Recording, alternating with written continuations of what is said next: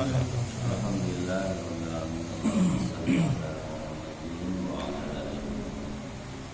Mari kita sejenak kita lanjutkan bacaan hadis masih berkenaan dengan akhlak Rasulullah sallallahu alaihi wasallam.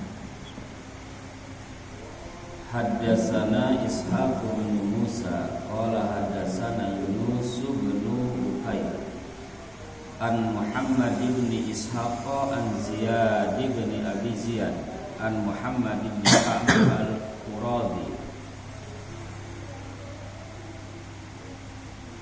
wa kana yuqilu bi wajhihi wa hadisi alayya hatta danantu anni khairul qaum fa qultu ya Rasulullah ana khairun aw Abu Bakar qala Abu Bakrin fa qultu ya Rasulullah ana khairun aw Umar faqala Umar faqultu ya Rasulullah ana khairun aw Utsman qala Utsman falamma sa'alat Rasulullah sallallahu alaihi wasallam fasaddaqani fala wadittu anni lam akun sa'altu. Ishaq bin Musa bercerita kepada kami, Yunus bin Bakar bercerita kepada kami dari Muhammad bin Ishaq dari Ziyad bin Abi Ziyad dari Muhammad bin Ka'ab al-Qurasi dari Amr bin al-As, ia berkata Rasulullah Shallallahu Alaihi Wasallam menghadap dengan wajahnya dan berkata kepada orang yang paling jahat dan melembutkan hati mereka dengan akhlak itu. Dan beliau juga menghadapkan wajahnya dan berkata kepadaku sehingga aku mengira aku adalah orang yang paling baik.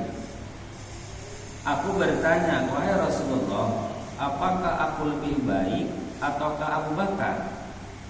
Beliau menjawab, Abu Bakar. Aku bertanya lagi, wahai Rasulullah, aku lebih baik ataukah Umar?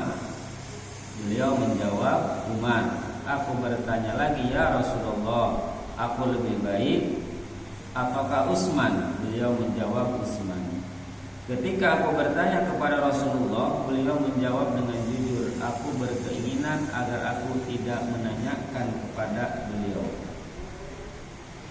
An Ibnu Umar radhiyallahu anhu maqala kunna nukhayyiru bainan nas fi zamanin Nabi sallallahu alaihi wasallam wa nukhayyiru Abu Bakrin summa Umar bin Khattab summa Utsman bin Affan radhiyallahu anhu. Dari Ibnu Umar ia berkata, kami dahulu menilai orang terbaik di antara manusia pada masa Nabi sallallahu alaihi wasallam. Kami menilai Abu Bakar adalah yang paling baik.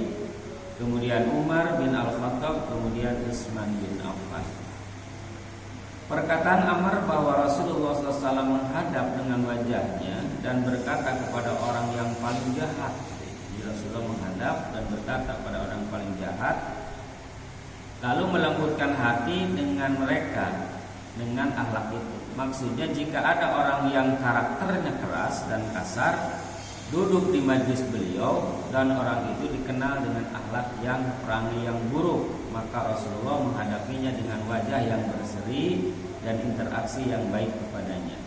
Lalu beliau menghadapkan wajahnya kepada orang tersebut dan berbicara kepadanya dengan akhlak yang mulia dan sempurna. Seperti inilah beliau Rasulullah menarik hati-hati orang yang jauh atau tersesat, jiwa-jiwa yang berpaling dan mengubahnya menjadi mencintai kebaikan.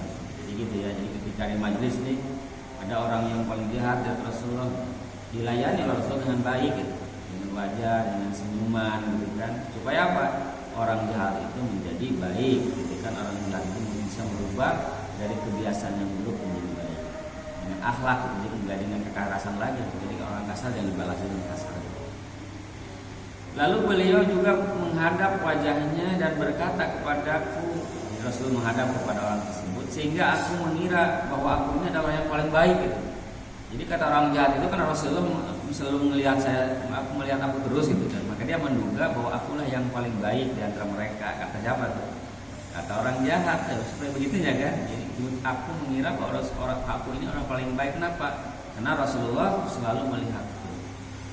Jadi bertemu denganku dengan wajah berseri dan berbicara denganku dengan menghadap kepadaku, sehingga aku mengira bahwa aku adalah orang sahabat yang beliau yang paling utama menurut orang jahat tadi.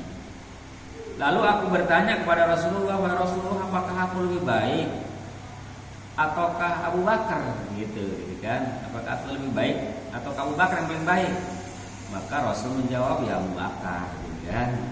Lalu aku bertanya lagi, ya Rasulullah, aku lebih baik ataukah Umar?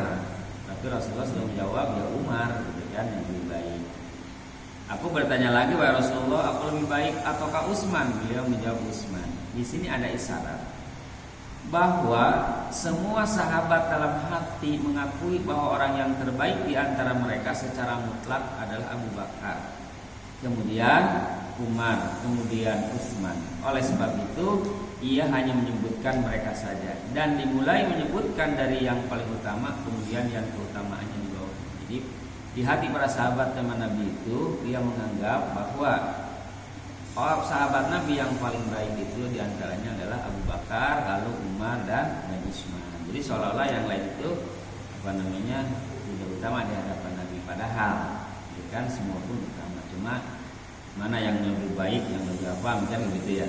Nah itu orang jahat menjadi seperti itu yang tadi yang bicara Nabi sehingga dia menjadi orang yang baik gitu.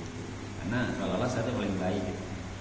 Nah dalam hadis Bukhari juga disebutkan bahwa Ibnu Umar telah menilai orang yang terbaik di antara manusia pada masa Nabi yaitu Abu Bakar gitu. Kenapa Abu Bakar?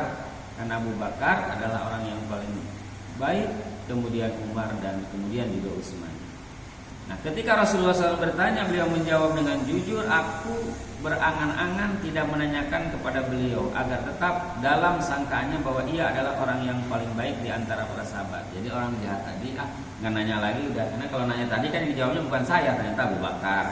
Ditanya lagi bukan saya juga yang lebih baik, ternyata Umar. Bertanya lagi yang paling baik bukan saya tapi Utsman. Akhirnya orang tersebut nggak mau bertanya lagi. Supaya apa? Supaya ini di hadapan Rasul saya paling baik begitu. Nah, itu apa? Kan berubah tuh, yang akhlaknya kurang baik, yang kata-katanya kasar menjadi lemah lembut di hadapan Nabi. Kenapa? Karena Nabi berdakwahnya dengan akhlak. Jadi dengan akhlak tidak dengan kekerasan. Tapi suatu saat ketika orang sudah mencemoohkan agama Allah, seolah-olah Nabi hilang rasa lembutnya. Kan gitu. Ayat surat Al-Fatihah. Muhammadur Rasulullah walladzina amanu asyiddaa'u 'alal kufar, kan begitu ya. Nah itu jadi kelihatan kalau sudah Rasulullah melihat agama Allah diapakan, dimain-mainkan atau dihina, ya asyidda, resah, karena seolah-olah Nabi itu enggak ada sifat lemah lembutnya. Tapi ketika Rasulullah menghadapi orang-orang yang simpati agar simpati kepada agamanya, maka seolah-olah Nabi tidak pernah marah gitu. Kelihatannya lemah lembut, sopan santun, sehingga para sahabat itu banyak di antara mereka yang masuk Islam karena perilaku dan akhlak Rasulullah, bukan terlalu banyak bicara tapi dengan perilaku, sehingga mereka mengikuti apa yang dicontohkan Nabi sallallahu alaihi wasallam. Inilah gambaran Pak, barangkali kita seperti itu ya. Ya paling enggak pada diri kita gitu kan. Pada diri kita lemah lembut terhadap diri kita, menyayangi diri kita, baru kita menyayangi orang yang terdekat gitu kan. Ya, orang terdekat siapa? Ya keluarga kita. Jadi berikan contoh, mudah-mudahan sama itu. Ya tapi kadang-kadang kita mencontohkan mereka malah kan gitu ya. Ya itu wajar saja, mungkin beda umat keimanan zaman sekarang dengan imannya para sahabat pada saat itu kan, bedanya begitu ya. Jadi kalau Rasulullah mencontohkan begini, dia selalu mengikutinya. Maka sahabat ketika ingin bertanya kepada Aisyah, bagaimana sih ibadahnya Nabi? Oh, ibadah Nabi itu nggak pernah tidur gitu kan. Gimana sih saumnya Nabi? Nabi nggak pernah buka.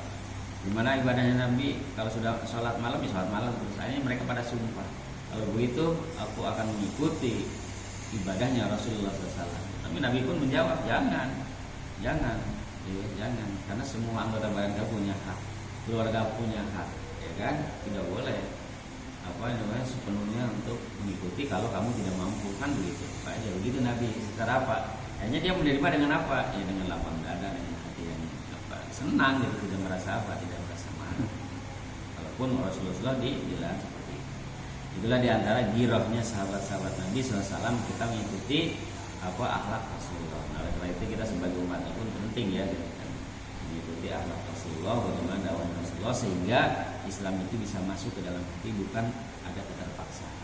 Jadi bukan ada keterpaksaan ketika menerima ajaran Allah Subhanahu wa taala. Barangkali itu mudah-mudahan bermanfaat bagi kita semua. Mari kita sempurnakan dengan